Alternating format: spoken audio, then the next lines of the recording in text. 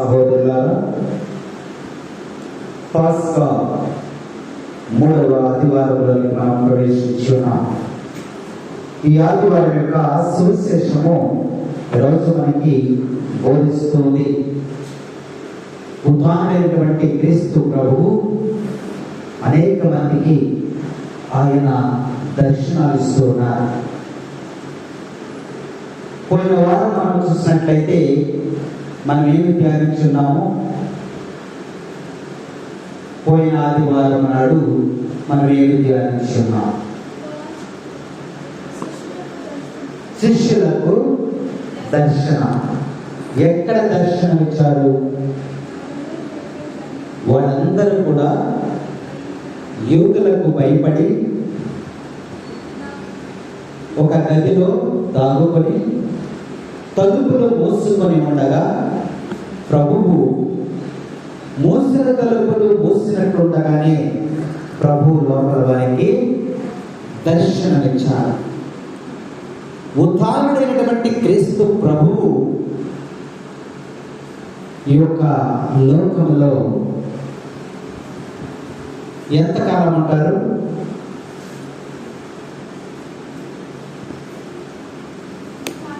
ఆ 40 దినముల పాటు ఈ భూలోకములనే సంచరిస్తూ అనేక మందికి దర్శనాలు ఇచ్చారు. ఈ 90 దినములలో నువ్వు చేసేటువంటి ప్రార్థన వలన దేవుడు నీకు దర్శనమిచ్చేటువంటి కాలం. కాబట్టి శిష్యులకు ఇచ్చినటువంటి దర్శనము నాకు కూడా ఇవ్వయ్యా. పూలకు చూడలేదా? పూలకు చూడలేదా?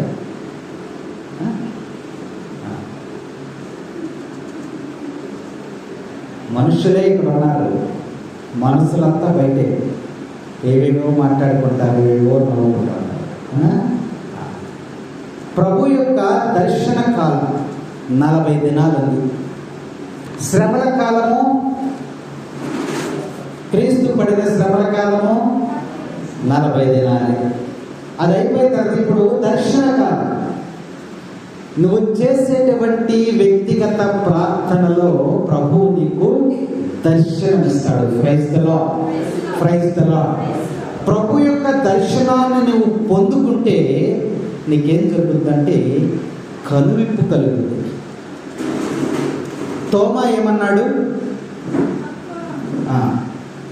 తోమా వచ్చిన తర్వాత అయా ప్రభువు వచ్చారు, కనిపించారు, ఆయన ఉద్ధారుడై లేచాడు, మేము స్వయంగా చూసామంటే తోమా ఏమన్నాడు? నేను నమ్మనుగాక నమ్మను. ఎందుకని? ఆయన గాయములలో వేలి పెట్టి చూస్తేనే, నేను స్వయముగా ప్రభువును చూస్తేనే నమ్ముతా, మీరు చెప్పిన మాట నేను నమ్మను అన్నాడు. కాబట్టి ఎప్పుడైతే ఇక్కడ 2 రకాలుగా మనం ఆలోచన చేయొచ్చు. ఒకటి ఏంటంటే ఉత్తానమైనటువంటి ప్రభు ఎలా ఉంటాడో నేను చూడాలి అనేటువంటి ఒక విశ్వాసం అయి ఉండొచ్చు. తోమా గారిని కూడా మనం తప్పు పట్టడానికి అవకాశం లేదు. ఉత్తానుడైనటువంటి ప్రభు ఎలా ఉంటాడు, ఒకసారి నేను చూడాలని ఆశ ఉందేమో ఆయనకి. అందుకని ఆయన అంటాడు, నేను ప్రభువును చూస్తేనే తప్ప నేను నమ్మను అన్నాడు. ఇంకొక రకంగా మనం ఆలోచించినట్లయితే తోమా అవిశ్వాసంలో ఉన్నాడనేది కూడా మనము అనుకోవచ్చు. ఎందుకంటే వాళ్ళందరూ చూశారు, వాళ్ళు చెప్తున్నారు, వాళ్ళు చెప్పినటువంటి మాటను నీవు నమ్మాలి. కానీ అతను నమ్మలేదు అంటే అతన్ని తప్పు పట్టవలసిన అవసరం లేదని కూడా మనము ధ్యానించాలి. సమయంలో ప్రభువుని చూడాలనేటువంటి ఆశ తనలో ఎక్కువగా ఉందని కూడా మనము ఆలోచన చేయవచ్చు. అందుకనే వేచి చూశాడు. వేచి చూసినప్పుడు ఆయన పడేటువంటి ఆశ ఎవరికి తెలిసింది? ప్రభువుకు తెలిసింది. తోమా నన్ను చూస్తేనే విశ్వసిస్తాడంట. కాబట్టి తోమా తను చూడాలని ఆశపడుతూ ఉన్నాడు, ఒక పక్క అవిశ్వాసంలో కూడా ఉన్నాడు, నమ్మటం లేదు. పైగా ఆశపడుతూ ఉన్నాడు. కాబట్టి మరొక్కసారి దర్శనమిద్దామని ప్రభువు మరలా తోమ ఉన్నప్పుడు అక్కడికి వచ్చి దర్శనమిచ్చాడు. Praise the Lord, praise the Lord. Jakkayya కూడా ఆశపడ్డాడు. ఆశపడి ఎక్కడ కూర్చున్నాడు? చెట్టు మీద ఎక్కి కూర్చున్నాడు. అప్పుడేమన్నాడు? జక్కయ్య దిగిరా, నీ ఇంటికి వస్తాను. జక్కయ్య దిగిరా, నీ ఇంటికి వస్తాను. దీవిస్తాను, దిగిరా. ఏమవుతాడంట? మనకు కావాల్సిందేంటి? దీవెనలే, ఆశీర్వాదాలే. ఆశపడినటువంటి ప్రాణమును తృప్తిపరిచేటువంటి వాడు మన దేవుడు. కాబట్టి కొద్ది సమయము నువ్వు వేచి చూడాలి. జక్కయ్య ఎవరిని అడగలేదు, ఎవరిని సంప్రదించలేదు. వెళ్ళిపోయి చెట్టెక్కి ఈరోజు ఏమైనా సరే ప్రభు నేను చూడాలనుకున్నాను. జక్కయ్య, నీ ఆశ నాకు తెలిసిందయ్యా, నీ హృదయంలో ఉన్నటువంటి ఆశ నాకు తెలిసింది. నువ్వు రా, నిన్ను దీవిస్తా, నిన్ను ఆశీర్వదిస్తా, రా. ఎక్కడ దీవిస్తానన్నాడు? చెట్టు కిందో పుట్ట కిందో దారిలోనే కాదు, రా. ఎక్కడికి వెళ్దాం? నీ ఇంటికి వెళ్దాం, నీ ఇంటికి వెళ్దామని జక్కయ్యనే జక్క ఇంటికి తీసుకెళ్ళాడు యేసయ్య. తీసుకెళ్ళి ఇంటిలో ప్రభు యొక్క దర్శనాన్ని ఆయన తనివి తీరా పొందుకున్నాడు. Praise the Lord. అలాగే ఈ యొక్క దర్శన కాలంలో ప్రభువు సంచరిస్తున్నాడు, భూలోకమంతా సంచరిస్తున్నాడు. వేకువ జామునే వెళ్ళినటువంటి మగ్దలేన మరియాకి ఏం చెప్పాడు? మరియా, దేవదూతలు ఏం చెప్పి అక్కడ? ప్రభువు ఉత్థానుడై లేచాడు, యెరూషలేమునకు వస్తూ ఉన్నాడు, నువ్వు వెళ్ళి శిష్యులందరికీ కూడా చెప్పు. సమాధిలోంచి తిరిగి లేచిన యేసయ్య ఎక్కడికి బయలుదేరాడు? సమాధిలో నుంచి బయలుదేరి యెరూషలేముకి వెళ్తూ ఉన్నాడు. కాబట్టి శిష్యులందరికీ కూడా చెప్పము, ఒకసారి కలవమను, ప్రభు దగ్గరికి రమ్మను అనే వర్తమానాన్ని ఇక్కడ మనం వింటూ ఉన్నాం. కాబట్టి ఉదాహరణైనటువంటి ప్రభువు ఇప్పుడు మన యొక్క యెరూషలేములో ఉన్నారు, ఇక్కడికి వెయిట్ చేస్తూ ఉన్నారు, ఇక్కడికి వస్తూ ఉన్నారు. ఆయన దర్శనాన్ని నువ్వు పొందుకోవాలి, ఆయన దర్శనాన్ని నువ్వు పొందుకోవాలని ఈరోజు పట్ల మనకి తెలియజేస్తాము. ఎందుకంటే ప్రభువుని చూడాలి అంటే ఏముండాలి? మన హృదయము విశ్వాసముతో నిండి ఉండాలి. అప్పుడే ప్రభు యొక్క దర్శనము పొందుకుంటాం. ప్రభువా, శిష్యులకు ఇవ్వటం కాదు, మగ్దలేన మరియకి ఇవ్వటం కాదు, అనేక మంది, సుమారుగా 500 మందికి ఈ 40 దినాల్లో ఆయన దర్శనం ఇచ్చాడు. వారికి కాదయ్యా, నాకు దర్శనమే, నా సంఘానికి దర్శనమే, వ్యక్తిగత జీవితంలో నాకు దర్శనమే అని ప్రభువును అడిగినట్లయితే ఈ యొక్క 40 దినాల్లో నీ ప్రార్థన ద్వారా దేవుని చూసేటువంటి వాక్యం నీకు దొరుకుతా ఉంది. దర్శనమీయగరావా ఓ ఆత్మస్వరూపా,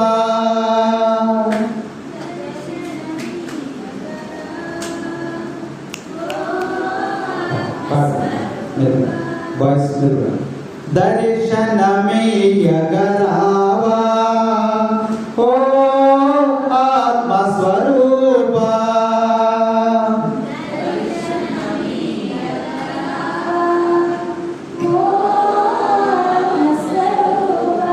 దాగున ఉండగరావా దైవ స్వరూపా, దాగున ఉండగరావా దైవ స్వరూపా, దర్శనమీయగరావా ఓ ఆత్మస్వరూపా, ఆదరణకర్తవు నీవే ఓ ఆత్మస్వరూపా, ఆదరణకర్తవు నీవే ఓ ఆత్మస్వరూపా.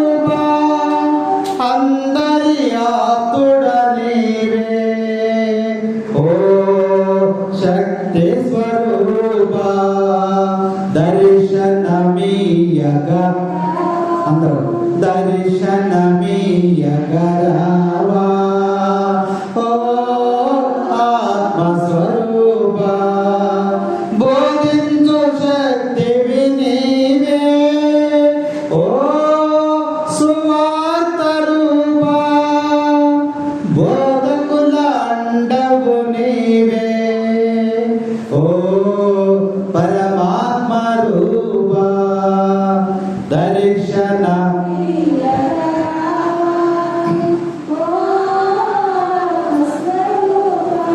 ఆలోచన కర్త నీవే ఓ సత్య స్వరూపా పాపికి రక్షణ నీవే ఓ కృపా స్వరూపా దర్శనమీయగరావా ఓ ఆత్మస్వరూపా ఆశ్చర్యకరుడవు నీవే ఓ దైవ స్వరూపా రోగుల స్వస్థత నీవే ఓ వైద్య స్వరూపా దర్శనమీయగ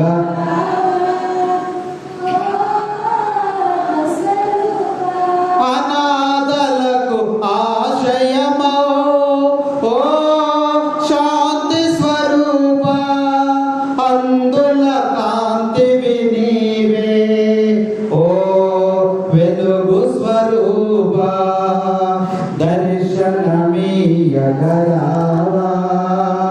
ఓ ఆత్మస్వరూపా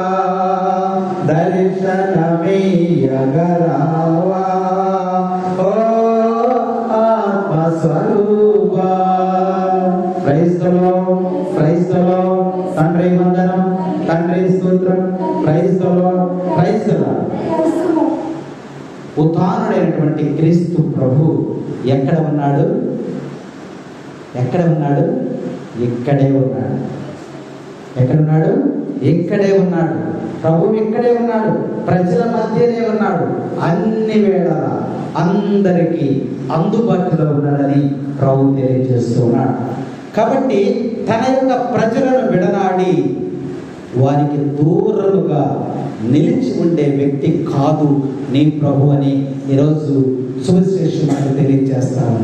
ఆయన ఎప్పుడు కూడా మనకు దగ్గరగా ఉండి మన యొక్క కష్టాలను, మన యొక్క బాధలను, మన యొక్క ఆర్తనాదాలను, మన యొక్క శోకాలను ఆయన ఆలకిస్తూ ఉంటాడంట. Praise the Lord. కాబట్టి మన బాధలేంటి, మన కష్టాలేంటి, మరి ప్రభువునికి ఎప్పుడు కూడా మనం తెలియజేసుకుంటూ ఉండాలని చెప్పేసి ఈ యొక్క సువిశేషం ద్వారా ప్రభు మనకి హెచ్చరిక చేస్తూ ఉన్నాడు. ఆయన ఎక్కడ ఉంటాడంట? మనకి దగ్గరగా ఉంటాడంట. ప్రభు మనకి దగ్గరగా ఉంటే ఏం జరుగుతుంది? మనకి ఏ భయం కూడా ఉండదు, ఏ కష్టము కూడా ఉండదు. దగ్గరగా ఉన్నప్పుడు నీ యొక్క ఆర్తనాదాలని ఆయన ఆలకిస్తూ ఉంటాడంట. ఇప్పుడు నీకు కష్టం వచ్చింది, నువ్వు దుఃఖపడుతున్నావు, ఏడుస్తూ ఉన్నావు. నీ ఏడుపు ఎంత దూరం వినపడుతుంది? గోపాలగూడెం దాటి అవతల మన పక్క ఊర్లో ఉన్నావు అనుకోండి, అక్కడ ఏడుస్తున్నావు. ఇక్కడికి ఏడుపు వినపడుతుందా? వినపడదు. కానీ ఎక్కడుంటే వినపడుతుంది? దగ్గరుంటే వినపడుతుంది. అందుకనే సువిశేషం ద్వారా ప్రభు ఏంటంటే ఉత్థానుడైనటువంటి క్రీస్తు ప్రభువు ఎక్కడ ఉంటాడంట?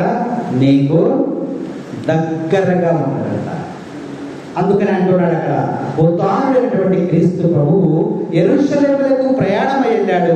మీరందరూ కూడా అక్కడ చేరుకొనండి, ప్రభువుని కలుసుకోండి, దగ్గర ఉన్నాడు.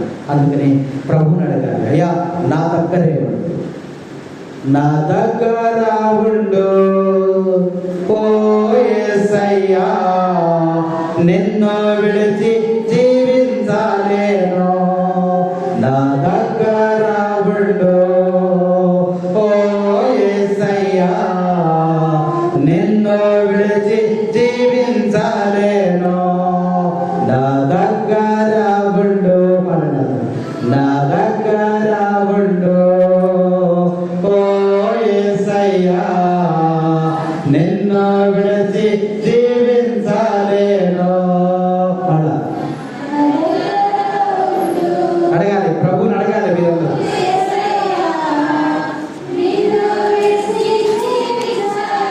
మళ్ళా నా దగ్గర ఉండు ఓ యేసయ్యా, నిన్ను విడిచి జీవించలేను. నా దగ్గర ఉండు ఓ యేసయ్యా, నిన్ను విడిచి జీవించలేను. నీ దగ్గరే ఉంటాడండి ఆయన. ఉదాహరణైనటువంటి క్రీస్తు ప్రభు నీ దగ్గరే ఉండి నీ యొక్క ఆర్తనాదాలన్నిటినీ కూడా ఆయన ఆలకిస్తూ ఉంటాడు. నీ సమస్యలన్నీ కూడా ఆయన ఆలకిస్తూ ఉంటాడు. నీ జీవన యొక్క భారాన్ని ఆయన మోస్తూ ఉంటాడు.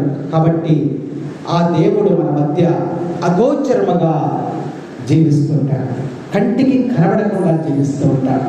అందుకనే ఇంకా ఉదాహరణటువంటి క్రీస్తు ప్రభువు ఏమంటాడంటే, నేను ఎక్కడే ఉన్నాను. ఏం చెప్తాడు ఆయన? నేను ఇంకా పరలోకంలోకి వెళ్ళలా. నేను ఎక్కడున్నాను? నేను ఇక్కడే ఉన్నాను. ఎక్కడది? యెరూషలేములో, నీ ప్రక్కనే ఉన్నాడు ఉదాహరణైన యేసయ్య. అందుకనే నీ బాధలేంటో, నీ కష్టాలేంటో, నీ శోధనలేంటో, బలహీనతలేంటో, నీ అవసరతలేంటో ప్రభుకి ప్రార్థన చేయి. నీ పక్కనే ఉండి ఆయన వింటున్నానయ్యా అని ఆయన తెలియజేస్తూ ఉన్నాడు. ఎక్కడున్నాడు ఒకసారి చెప్పండి. ఉద్ధానుడైనటువంటి క్రీస్తు ప్రభు ఎక్కడున్నాడు చెప్పండి? ఎక్కడున్నాడు? ఇప్పుడే చెప్పా, మీరు ఆలకించడం లేదు. ఎక్కడున్నాడు? ప్రక్కనే, ఇక్కడే ఉన్నా అంటున్నాడు. ఇక్కడే ఉన్నావు, నా ప్రక్కనే ఉన్నావు. ఇక్కడే ఉన్నావు, నా ప్రక్కనే ఉన్నావు. దిక్కులేని నాకు తోడుగా ఉన్నావు. దిక్కులేని నాకు తోడుగా ఉన్నావు. తోడుగా ఉన్నావు, నాకు తోడుగా ఉన్నావు. తోడుగా ఉన్నావు యేసయ్యా, తోడుగా ఉన్నావు. ఇక్కడే ఉన్నావు, నా ప్రక్కనే ఉన్నావు. ఇక్కడే ఉన్నావు, నా ప్రక్కనే ఉన్నావు. వెతకండి, నీ ప్రక్కనే ఉన్నానంటున్నాడు. వెతకండి. వెతికితే ఎక్కడున్నాడు ఆయన? నా పక్కనే ఉన్నాడని వాక్యం మనకి సెలవిస్తూ ఉంది. అలసిన వేళలో, సొమ్మసిల్లిన వేళలో, అలసిన వేళలో, సొమ్మసిల్లిన వేళలో హస్తము చాచావు, నన్ను లేవనెత్తావు. హస్తము చాచావు, నన్ను లేవనెత్తావు. లేవనెత్తావు, నన్ను లేవనెత్తావు. లేవనెత్తావు యేసయ్యా, లేవనెత్తావు. ఇక్కడే ఉన్నావు, నా పక్కనే ఉన్నావు. ఇక్కడే ఉన్నావు, నా ప్రక్కనే ఉన్నావు. Praise the Lord, praise the Lord. తండ్రి వందనం, తండ్రి స్తోత్రం. యేసువా వందనం, యేసువా స్తోత్రం. Praise the Lord. కాబట్టి ఉత్తానుడైనటువంటి క్రీస్తు ప్రభువు మన మధ్యనే, ఇక్కడనే ఉన్నాడు. కాబట్టి ఈ తపస్సు యొక్క దర్శన కాలంలో ప్రభువుని దర్శించుకోవడానికి నువ్వు ప్రయాసపడి ప్రార్థన చేయమని లేఖనం మనకి తెలియజేస్తా ఉంది. సువిశేషం మనం చూసినట్లయితే ఇక్కడ మనకి ఇద్దరు శిష్యులు మనకి కనిపిస్తూ ఉన్నారు. చూడండి, సువిశేషం నేను మొదటి వచనం చూడండి. ఆ రోజుననే వారిలో ఇద్దరు యెరూషలేమునకు 7 మైళ్ళ దూరమున ఉన్న ఎమ్మావు గ్రామమునకు వెళ్ళుచు బయలుదేరారు. ఇద్దరు శిష్యులు. యెరూషలేముకి ఎంత దూరం ఉందంటే అది 7 మైళ్ళ దూరంలో ఉన్న ఎమ్మావు అనేటువంటి ఊరు, ఒక ఊరు ఉంది. ఆ ఊరు బయలుదేరి వెళ్తూ ఉన్నారు ఇద్దరు శిష్యులు.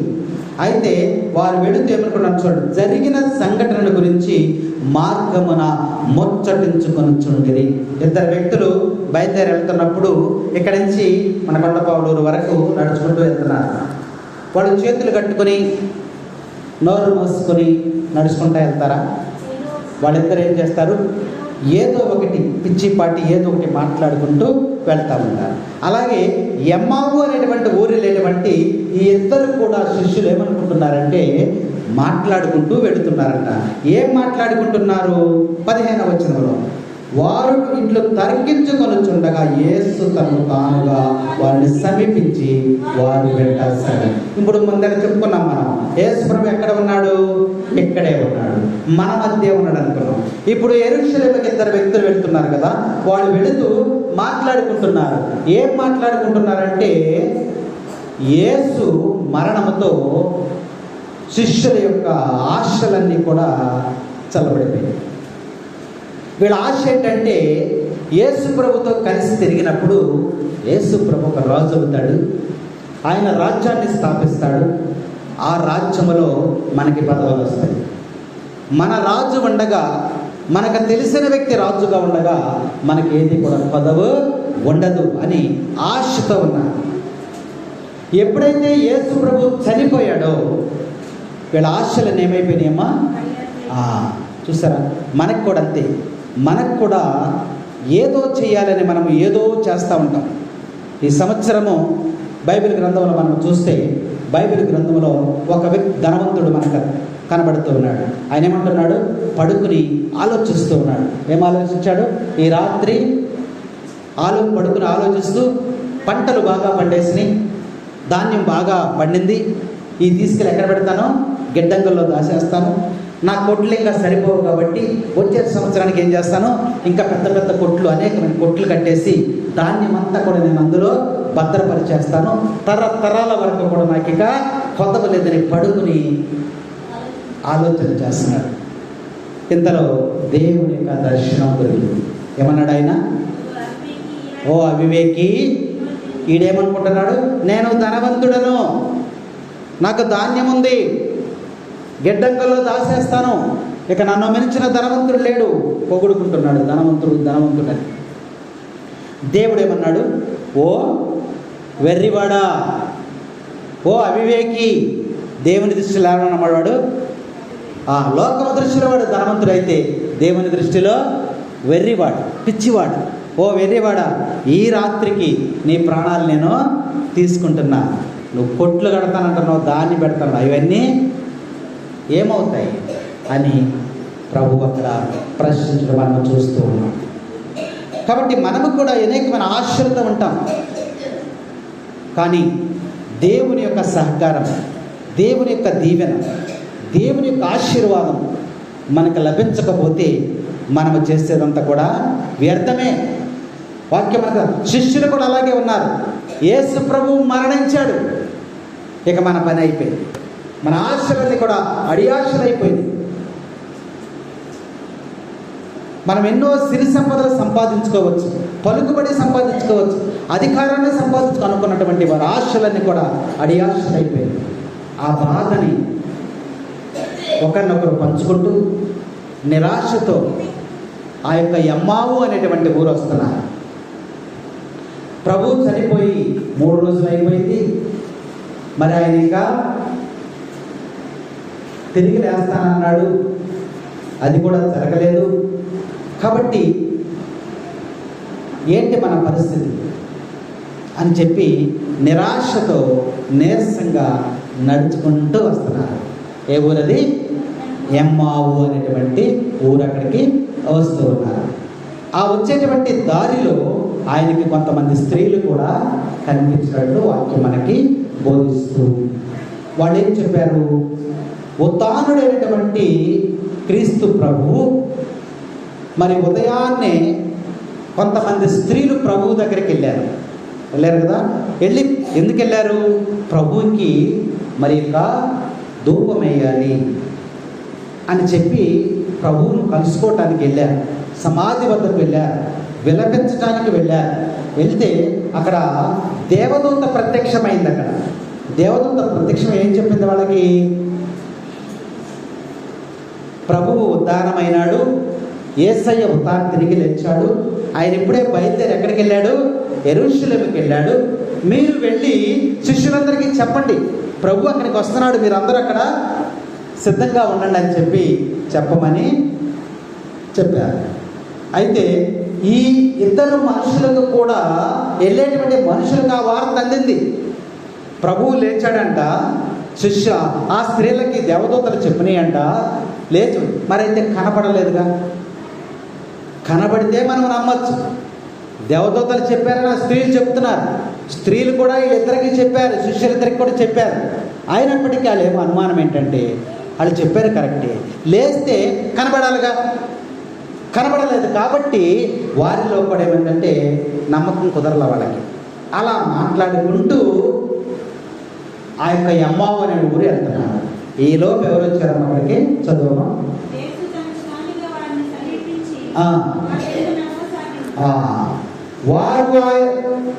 వారు అట్లు తర్కించుకొని చూడగా యేసు తనకు తానుగా వారిని సమీపించి వారి వెంట నడవసాగెను. Praise the Lord, praise the Lord. వాళ్ళు ఎప్పుడైతే అవిశ్వాసంలో ఉన్నారో, ప్రభు మాటలను ఇంతకుముందు బోధించినటువంటి మాటలను నమ్మలేదో, స్త్రీలు చెప్పినప్పటికీ కూడా విశ్వసించలేదో, అప్పుడు వెంటనే ఎవరు వచ్చారు అక్కడికి? యేసు ప్రభు వచ్చేసారు. ఆయన చెప్పాడు, నేను ఇక్కడే ఉన్నా, మీ మధ్య ఉన్నా, మీతోనే ఉంటా, మీకు దర్శనం ఇస్తాను అని చెప్పి ప్రభు ఈ మధ్యనే తిరుగుతాడు. ప్రభు ఇక్కడే ఉన్నాడు. ఇప్పుడు నీలో ఉన్న అవిశ్వాసాన్ని తొలగించడానికి నీ పక్కనే ఆశీనుడై ఉన్నాడు. కాబట్టి వారి వెనుక నడవసాగెను. 16వ వచనం. వారు ఆయనను చూచిరి కానీ గుర్తింపలేక. యేసయ్యను చూశారు. ఒక మనుషుడు వాళ్ళతో పాటు వెనక వస్తున్నాడని చూశారు వాళ్ళు, కానీ యేసయ్య అని వారు గుర్తించలేకపోయారు. దీనిని బట్టి మనకి ఏం అర్థం అవుతుంది? వారికి ఉన్నటువంటి కనుదృష్టిని బట్టి యేసయ్యను గుర్తించలేనటువంటి వారిగా ఉన్నారు. మన పరిస్థితి కూడా అంతే. యేసయ్యను గుర్తించలేనటువంటి పరిస్థితి, యేసయ్య దగ్గరకు నడవలేనటువంటి పరిస్థితి, యేసయ్యను జ్ఞాపకం చేసుకోలేనటువంటి పరిస్థితి, యేసయ్యను ఆరాధించలేనటువంటి స్థితిలో మనము జీవిస్తూ ఉన్నాం. ఆ ఎమ్మావు శిష్యులను పోలి మనము జీవిస్తూ ఉన్నాం. అందుకనే